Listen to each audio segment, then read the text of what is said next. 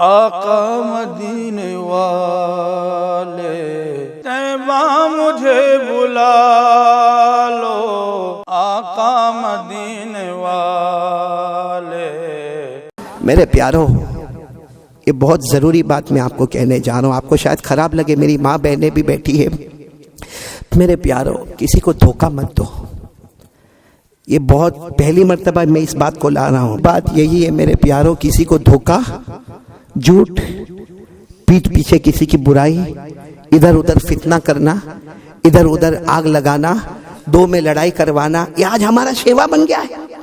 آج ہمارے احمد آباد کے اوپر ایک نظر ڈالے، آپ کو معلوم ہوگا لوگ اتنی جلن ہوتی ہے ہم کو۔ ارے کسی کا گھر بنتا ہے، رات کو ہم نہیں سوتے اور پھر کروٹ پہ کروٹ لیتا ہے۔ دیکھا ہوگا آپ نے، کبھی کبھی بیوی بھی پوچھتی کیوں آپ کو نیند نہیں آتی؟ نہیں، کچھ سمجھ میں نہیں آتا، ایسیڈیٹی ہو گئی۔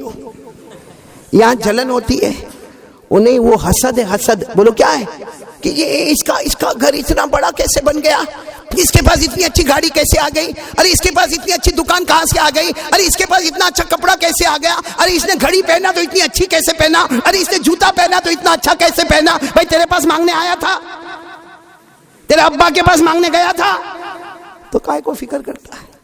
اپنی فکر کر۔ اور ایک چیز ہے، کسی کی کوئی چیز پسند آئے، بھائی میرے کو بھی تمنا ہوتی ہے کہ بھائی میرے پاس بھی ایسا ہوتا۔ بھائی کسی کی اچھی گاڑی دیکھوں تو میرے کو ہوتا ہاں میرے پاس بھی، قاری احمد علی کے پاس بھی ایسی گاڑی ہوتی۔ اور ایسی تمنا کرنے میں کوئی گناہ یعنی ساتھ میں کوئی گناہ، فوراً اس وقت تمنا کرنے کا، اللہ تو نے اس کو ایک اتنی بھاری گاڑی اللہ تو نے عطا کرے، اللہ مجھے بھی دے دے۔ بھائی مانگ لینے کا اللہ مجھے بھی دے دے، لیکن ساتھ میں یہ کہنے کا اللہ اس کو ایک دیے، 100 دے دے، اللہ میرا کیا جاتا، مجھے تو ایک دے دے۔ حدیث پاک میں آتا جو ایسا کہتا ہے وہ مومن ہوتا ہے۔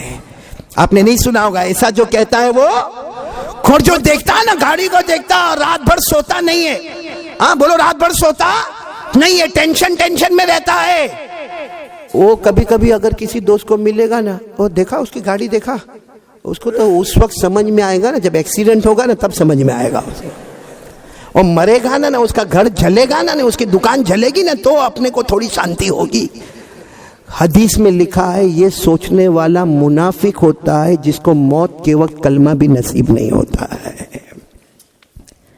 اسی لیے آتا ہے المؤمن یغتبط والمنافق یحسد، جو مومن ہوتا ہے وہ رشک کرتا ہے، اللہ اس کو 100 گھر دے دے، اللہ اس کو پورا احمد آباد دے دے، اللہ مجھے ایک گھر دے دے، میں اپنی بیوی بچوں کے ساتھ سکون کے ساتھ رہوں، اللہ کو پیار آتا ہے۔ اور یہ کہنے کا کہ یہ برباد ہو جائے، یہ تباہ ہو جائے، بہت اچھلتا ہے، بہت کودتا ہے، یہ ختم ہو جائے اور میرا بن جائے، تیرا بنے نہ بنے لیکن موت کے وقت کلمہ نصیب نہیں ہوگا۔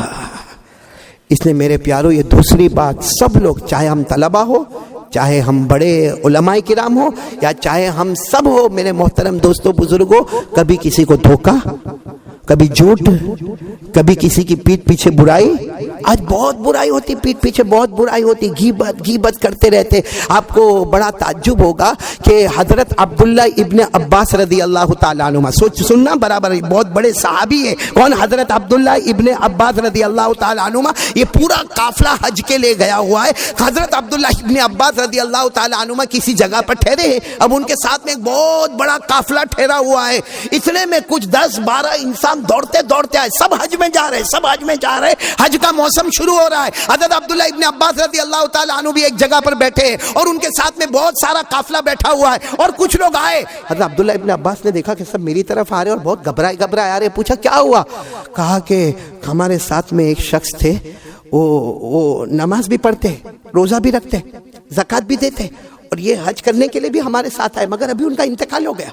تو حضرت عبداللہ ابن عباس نے کہا اچھا انتقال ہو گیا، انا للہ کہا نہیں، ہم آپ کو انتقال کی خبر دینے نہیں آئے، ان کا انتقال ہو گیا ہے، ان کا جنازہ ہم نے رکھا ہے، کیونکہ ہم جس جگہ پر ان کا انتقال ہوا ہے نا، وہاں ہم نے قبر کھودا، اس لیے وہاں ایسا تو نہیں ہوتا کہ قبرستان ڈھونڈنا پڑے، بس وہیں پر ہم نے قبر کھودا۔ ہم نے جیسے قبر کھودا، اتنا بڑا سانپ جو چاروں طرف سے قبر کو گھیرا ہوا ہے، تو ہمیں ایسا لگا کہ یہ وہ علاقہ ہوگا جس میں سانپ زیادہ ہوں گے، ہم نے دور جا کر قبر کو کھودا، تو وہاں پر بھی ہم نے دیکھا وہی سانپ چاروں طرف سے گھیرا ہوا. تو ہم نے تیسری جگہ جا کے قبر کھودا, وہاں بھی سانپ گھیرا ہوا. حضرت عبداللہ ابن عباس کے آنکھوں میں آنسو آئے, کہا کوئی گناہ ہوگا جس کی وجہ سے جہنم کا سانپ گھیر رہا ہے, اب دنیا بھر کی زمین کھودو گے مگر وہ سانپ تو تمہیں نظر ہی آئے گا, اس لیے سانپ کے ساتھ ہی اس کو دفن کر دو. یہ لوگ کہتے ہیں کہ ہم گئے, جو ہمارا جنازہ رکھا تھا ہم نے جیسے اندر دفن کرنے کی کوشش کی, وہ سانپ تھا, لیکن ہم نے دور سے ایسا جنازہ چھوڑ کے ہاتھ ہٹایا, کہا اللہ کی قسم وہ سانپ نے چاروں طرف سے اس مردے کو لپیٹ لیا اور جیسے اس نے پورے طریقے سے گھیر لیا. کہتے ہم نے جلدی جلدی مٹی ڈالی اور اس کے بعد ہم سب حج کے لیے روانہ ہو گئے. پورے حج میں ہم سوچتے رہے کہ آخر اس نے کون سا گناہ کیا ہوگا, وہ نماز پڑھنے والا, روزہ رکھنے والا, تلاوت کرنے والا, وہ ہمارے ساتھ حج کو آنے والا, کیا گناہ کیا ہوگا. کہتے خیر کرتے کراتے حج مکمل ہو گیا, ہم اپنے وطن گئے, سب نے ارادہ کیا سب سے پہلے اس کے گھر جائیں گے. وہ زمانہ موبائل کا نہیں تھا, وہ زمانہ ٹیلی فون کا نہیں تھا. ہم نے جا کر سب سے پہلے اس کا دروازہ کھٹکھٹایا, اس کی بیوی پردے میں آئی. ہم نے کہا تیرے شوہر کا انتقال ہو گیا. پہلے تو ہم نے خبر دی تیرے شوہر کا انتقال ہو گیا, راستے میں انتقال ہو گیا. وہ بیوی نے رونا شروع کیا کہ میرا شوہر مجھے چھوڑ کر چلا گیا, میں بیوہ ہو گئی. پھر انہوں نے کہا بہن ایک بات پوچھے تجھ سے, تمہارا شوہر کوئی گناہ تو نہیں کرتا تھا؟ تمہارا شوہر کوئی گناہ تو نہیں کرتا تھا؟ تو بیوی کی آنکھوں میں آنسو تھے. کہا نا میرا شوہر نمازیں بھی پڑھتا, روزہ بھی رکھتا, اور دیکھو نا وہ حج کرنے کے واسطے بھی گیا, وہ قرآن پاک کی تلاوت بھی کرتا. کہا لیکن گناہ کا ایک گناہ کرتا تھا, میں بہت منع کرتی تھی. بولو میں بہت منع کرتی تھی لیکن وہ گناہ کر. کہا کیا گناہ؟ کہا ہمارے اناج کریانے کی دکان, اناج کریانہ گروسری شاپ, ہمارے وہی گیہوں چاول کی دکان ہماری. تو کہا وہ کیا کرتا تھا, ہر بوری میں سے چاول نکال لیتا, اناج نکال لیتا, تھوڑا سا غلہ نکال لیتا اور اس میں تھوڑا پانی اور بھوسا ڈال دیتا اور اس کو بند کر دیتا. سامنے والا سمجھتا تھا, جیسے آج کے زمانے میں کہوں سامنے والا سمجھتا ہے یہ 25 کلو کی بوری ہے, حالانکہ وہ 24 کلو کی بوری ہوتی. باقی جو وزن کو میں مینٹین کرتا وہ پانی اور بھوسے کے ذریعے کرتا تھا. چنانچہ یہ لوگ حضرت عبداللہ ابن عباس کے پاس پہنچے. حضرت عبداللہ ابن عباس نے کہا خدا کی قسم یہی وہ گناہ ہے جس کی وجہ سے قبر میں سانپ نے اس کو گھیر لیا ہے. اور حضرت عبداللہ ابن عباس نے کہا قرآن میں بھی اس کی منائی آئی ہے. بولو نا میرے ساتھ میں پڑھو, وَيْلٌ لِّلْمُطَفِّفِينَ كَالَّذِينَ إِذَا اكْتَالُوا عَلَى النَّاسِ يَسْتَوْفُونَ وَإِذَا كَالُوهُمْ أَوْ وَزَنُوهُمْ يُخْسِرُونَ أَلَا يَظُنُّ أُولَئِكَ أَنَّهُمْ مَبْعُوثُونَ لِيَوْمٍ عَظِيمٍ يَوْمَ يَقُومُ النَّاسُ لِرَبِّ الْعَالَمِينَ. تو میرے پیارو صرف اتنا سا دھوکہ, یعنی ہم تو کہتے ہیں آدھا کلو کا دھوکہ یا 1 کلو کا دھوکہ, اس میں قبر میں سانپ نے لپیٹ لیا. تو اگر ہم نے کسی کی زمین کو ہی ہڑپ کر لیا, کسی کی دکان کو اپنے نام پر کر لیا, ہم نے وراثت میں بہن کو حصہ نہیں دیا, ہم نے کسی بھی غریب کو مارا بغیر وجہ کے, اس کو ستایا, ہم نے اس کو غریب دیکھ کر اس کو مارا بھی, اس کو ماں بہن کی گالی بھی دی تاکہ پورے احمد آباد میں پتا چلے کہ میرا پاور ہے, یہ غریب ہے, میں اس کو ماں کی گالی دے سکتا, میں اس کو باپ کی گالی دے سکتا, یہ چہرہ اٹھا کر بھی مجھے نہیں دیکھ سکتا. ارے میرے پیاروں دنیا میں چلا جائے گا معاملہ. لیکن اگر کوئی آدھا کلو کی چوری کرے تو قبر میں جہنم کا سانپ لپیٹتا ہے, تو ہمارے ساتھ قبر میں کیا معاملہ ہوگا؟ اس لیے پہلی بات تو جو میں نے وہ جنات والی بات کہی اس پر عمل کرو گے. نمبر 2 میں جلدی جلدی بتا رہا ہوں کیونکہ مجھے بھی جانا ہے, تو دوسری بات پر میں آ رہا ہوں. بولو کسی کو دھوکہ, حسد, جلن. میں نے کہا نا اتنی جلن ہوتی ہے ہم کو کہ سب جلتا ہے, واقعتاً سینہ جلتا ہے. ڈاکٹر کے پاس جاتے نا, ڈاکٹر ادھر ادھر چیک کرنے کے بعد بولتا ہے ڈپریشن. میں کہتا ہوں ڈپریشن نہیں, فائر ایکشن. آگ لگی ہوئی ہے اندر, آگ لگی ہوئی ہے. حالانکہ ہمارے آقا صلی اللہ علیہ وسلم نے فرمایا, سننا برابر سننا, ہمارے آقا صلی اللہ علیہ وسلم فرماتے ایک بڑا کمرہ ہے, اس کمرے میں آپ گھاس بڑھ دو. گھاس سمجھتے ہو نا, ایک کمرے میں, پورے کمرے میں گھاس بڑھ دو, اور اس کے بعد ہمارے نبی فرماتے ہیں کہ ایک چنگاری لگاؤ, کیا ہوگا؟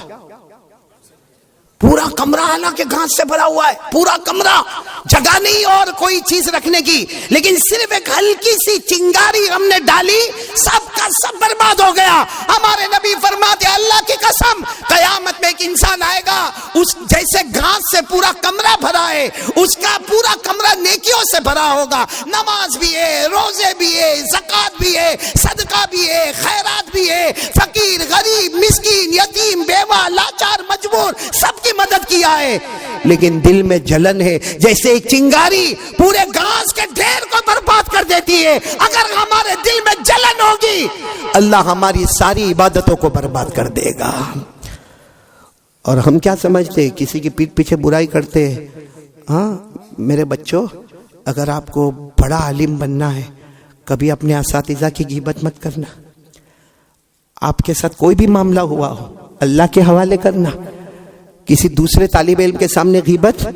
میرے شیخ حضرت شیخ سلیمان مغلیہ دامت برکاتہم آمین کہو، اللہ ان کی عمر میں برکت عطا فرمائے، فرماتے جس نے طالب علمی کے زمانے میں اپنے استاد کی غیبت کی سمجھو کہ اللہ نے اس کو علم سے محروم کر دیا۔ وہ چاہے پہلے نمبر پر آئے گا دوسرے نمبر پر آئے گا، ارے دور حدیث میں سب سے بڑی دستار بندی ہوگی اور سب سے بڑی سند دی جائے گی، لیکن باہر نکلنے کے بعد اللہ اس سے دین کا کام نہیں لے گا، اللہ اس کے علم کو برباد کر دے گا۔ اس لیے غیبت، ارے بولو نا غیبت نہیں، حسد۔ ہمارے نبی صلی اللہ علیہ وسلم نے صاف فرمایا، قال رسول اللہ صلی اللہ علیہ وسلم لا تحاسدوا ولا تناجشوا ولا تباغضوا ولا تدابروا ولا يبيع بعضكم على بيع بعض كونوا عباد الله اخوانا كل المسلم على المسلم حرام دمه وماله وعرضه۔ ہمارے آقا صلی اللہ علیہ وسلم نے فرمایا کبھی کسی کے لیے حسد مت کرنا، کبھی کسی کا برا مت چاہنا، کبھی کسی کو بیچنے خریدنے میں دھوکہ مت دینا، کبھی کسی کے خلاف سازش مت کرنا۔ اللہ فرماتے، نبی فرماتے بھائی بن کے رہو، کسی کا خون بہانا حرام۔ جان پر حملہ کرنا، مال پر حملہ کرنا، آبرو پر حملہ کرنا، اس نے میرے پیارو یہ دوسری بات آج سے کون کون طے کرتا ہے؟ اگر آپ کے دماغ میں کوئی بات آتی ہو کہ میں دکان پہ جھوٹ بولتا ہوں اور جھوٹ بولنے سے میرا مال بکتا ہے، 100% غلط ہے۔ بھائی سامنے والے کو اس کو کہو کہ بھائی مجھے اتنے میں بیچنا ہے، اب جھوٹ کیوں کہتے ہو کہ تو 400 روپے میں مانگتا ہے، 500 میں تو میرے کو گھر میں پڑا ہے، حالانکہ اس کو 250 میں گھر میں پڑا ہے، لیکن 150 روپے کا نفع کمانے کے واسطے جھوٹ بولا۔ اور کبھی کبھی تو کوئی کہتا ارے اللہ کو سامنے رکھ کے بتاتا ہوں، کیا فائدہ میرے دوستوں؟ ایک 150 روپے کے لیے تم نے اللہ کے نام کو سامنے رکھا جھوٹ کے لیے۔ کہہ دو نا بھائی مجھے اتنے میں بیچنا ہے، ہو سکتا ہے وہ کسٹمر چلا جائے گا، لیکن یاد رکھنا ایک جائے گا لیکن سچ کی بنیاد پر جائے گا، اللہ دوسرے 10 واپس لے کر آئے گا، کیونکہ اللہ کہتے تم ایک نیکی کرو گے میں 10 عطا کروں گا۔ من جاء بالحسنہ فلہ عشر امثالہا۔ ہم نے ایک گاہک کو دور کر دیا سچ بول کر، اللہ فرماتے میرے بندے سچ بولا میں 10 گاہک کو تیرے پاس لاؤں گا، اس سے زیادہ تجھے نفع دوں گا، مگر تجارت کرو سچائی کے ساتھ۔ آج بہت سارے بزنس مین ہوتے ہیں، میں نے ایک مرتبہ بزنس مین کے بیچ میں بیٹھا تھا، میں نے کہا آپ سب تو بزنس مین ہیں، تو وہ مجھے کیا کہنے لگے، ہاں مولانا ہم تو پورا دن بس پیسہ گننا، چیک بنانا، بینک میں جانا اور یہ زمین کا سودا کرنا، وہ زمین کا سودا کرنا۔ میں نے کہا تو آپ کیا کہنا چاہتے ہیں؟ کہنے لگے ہم تو بہت گنہگار ہیں، بزنس کرتے پورا دن پیسہ پیسہ پیسہ پیسہ کرتے ہیں۔ میں نے کہا قیامت میں آپ کو نبیوں کے ساتھ رہنا ہے؟ وہ کہنے لگے کیا مولانا بات کرتے ہو، ہم لوگ پوری 24 گھنٹہ بزنس میں رہتے ہیں، ہم کیا قیامت میں نبیوں کے ساتھ رہیں گے؟ میں نے کہا نبیوں کے ساتھ بھی رہو گے، صدیقوں کے ساتھ بھی رہو گے، شہیدوں کے ساتھ بھی رہو گے، بلکہ ہمارے آقا کے ساتھ رہو گے، کیونکہ ہمارے نبی نے فرمایا ایک چیز تمہارے اندر آ جائے۔ کہا کیا چیز؟ فرمایا قال رسول اللہ صلی اللہ علیہ وسلم التاجر الصدوق یوم القیامت مع الانبیاء والشہود، او کما قال رسول اللہ صلی اللہ علیہ وسلم۔ ہمارے نبی فرماتے قیامت تک آنے والا وہ کاروبار کرنے والا، وہ بزنس کرنے والا، وہ دھندا کرنے والا سچ کو اپنی زبان سے جانے نہ دے، سچ کو اپنی زبان سے جانے نہ دے، قیامت میں جان نبیوں کی محفل ہوگی، اسی محفل میں تو بھی پہنچا دیا جائے گا۔ بولو سبحان اللہ۔ تو بولو کریں گے انشاءاللہ۔